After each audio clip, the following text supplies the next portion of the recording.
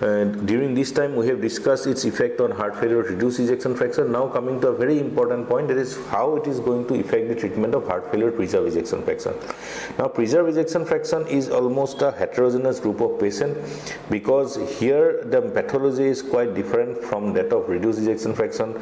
Many of these patients are obese patients, they are hypertensive, having comorbidities like OSA, CKD. They are having a stiff myocardium, ventricular vascular decoupling occurs, and that ultimately leads to the symptoms of heart failure, preserve ejection fraction. Many of these patients will have underlying coronary artery disease also. So these are a heterogeneous group. Now till now there were different trials which were done with different molecules in this group of patients, heart failure, preserve ejection fraction, like TopCat trial was done with spironolactone, then PEP CHF was done with perindopril, then iPreserve was done with irbesartan, sham preserve was done with candesartan, but all these trials have failed to achieve the primary endpoint of reduction of cardiovascular mortality.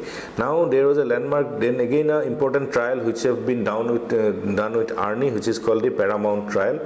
Now the Paramount trial, initially though it was found to be a negative trial for the heart failure, preserve ejection fraction, but after careful analysis of the data from the Paramount trial, it has been found that many of these patients who have a mid-range ejection fraction from 40% to 57% had actually benefited from ARNI by reducing their cardiovascular mortality and reducing heart failure hospitalization. So the cutoff to use ARNI according to the Paramount trial data has been stated to be 57%. So any patient who have a ejection fraction less than 57%, from 40% to 57%, that is a mid-range group, actually do benefit from ARNI.